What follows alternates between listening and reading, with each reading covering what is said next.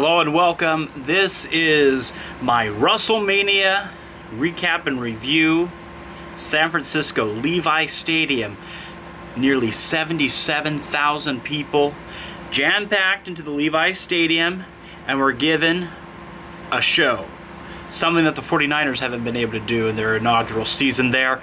But nonetheless, the WWE did what they needed to do, and that was put on a show that outdid the previous WrestleManias or whatnot. Of course, that's all, you know, debatable or whatnot. But top to bottom, this was a good show. We started off with the ladder match. The ladder match itself, I would give on a scale of 1 to 5. I'd give it a 4.5. I do like the fact that there's a lot of people like jumping everywhere and ladders are breaking. There was actually a blinged ladder. A blinged ladder. You don't get much more WWE than that with the blinged ladder. And it was Cody Rhodes, who I think is trying to tell us something. But ladders galore. I always think that the ladder business has to be doing well with Money in the Bank, but now with WrestleMania having another ladder style match, if they still do Money in the Bank, then I guess we know that ladder businesses are doing good, unlike the WWE's stock. Randy Orton defeats Seth Rollins pretty early on. Randy Orton coming circa 2004. Red tights were on. Looking sharp there, Randy Orton. But the thing is, it was this weird little, like, here's Randy and here's Seth Rollins, and then RKO out of nowhere. And it was an RKO out of nowhere. It was an RKO that was reminiscent of what he did to CM Punk. Are we allowed to say his name? Alejandro, can we say CM Punk? I guess we're allowed to. When he came off the top rope and Randy Orton caught him with an RKO. So pretty good way of doing the RKO, Randy Orton. Oh my God, I'm poking people. From there we went into probably what I consider like of the WWE back in the day. Back WrestleMania is like, you know, 17, 18, 19, the 20, early 20s, not 1920s, but where the WWE was very tongue-in-cheek, very much aware of their surroundings. I remember like McMahon and Hogan, and you had Roddy Piper come out. Well, in this one, Sting, Triple H, and you had, with Sting and Triple H, DX comes out, NWO comes out, and it's like the Monday Night Wars, where finally the Invasion era, the way it should have been. But I digress. 15 years later, we'll take it. Shawn Michaels, Sweet Chin Music. How many times can we boo him at WrestleMania? You know, how many times? He is Mr. WrestleMania. Gotta like that. Then we had some music. I have no idea. I know that Blink-182 was out there, and it did not look like... I mean, Travis Barker looked the same. But I mean, really, Blink-182 is really... there's difference from what they were before. And then we had, of course, the Divas match, Give Divas a Chance, hashtag Give Divas a Chance. And we did. And we decided that it was time for a John Cena match. John Cena defeats Rusev. I really was surprised. John Cena was down for the count, and he was able to come back and beat Rusev. I really didn't think that that was even possible. John Cena down and out, and he comes back and beats. Look at my Randy Orton shirt. Now, enough of that. Your eyes were wandering where they shouldn't be wandering. Alejandro, mark this spot for cutting. Don't give me that. Don't you? No.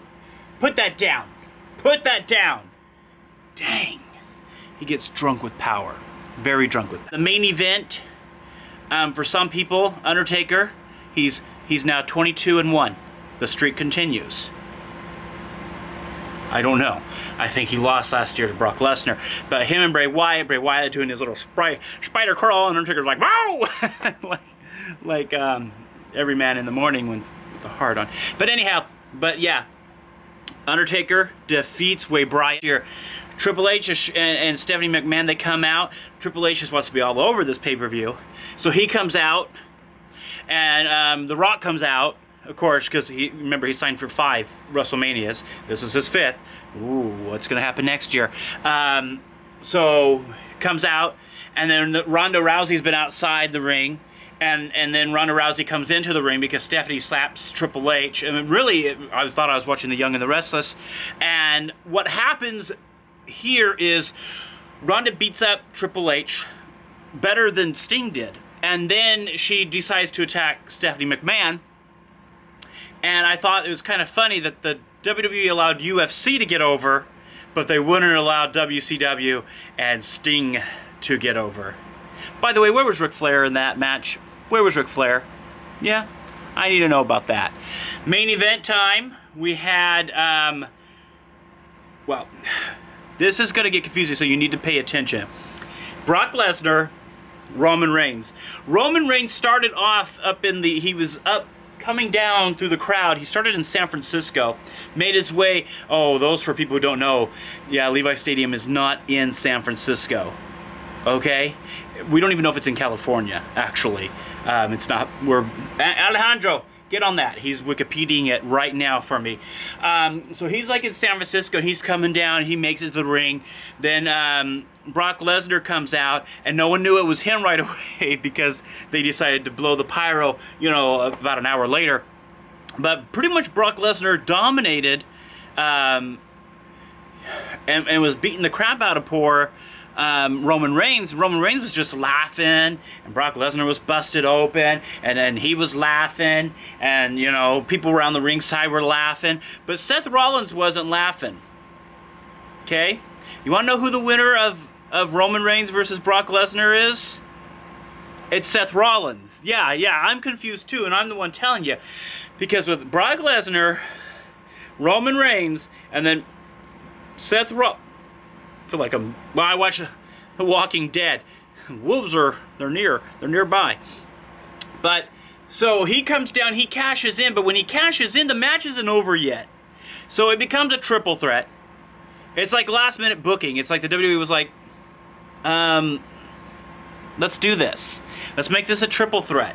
And they were like, ooh, but we didn't build to it. And they were like, when do we ever? So then they have that match. That goes on for hours.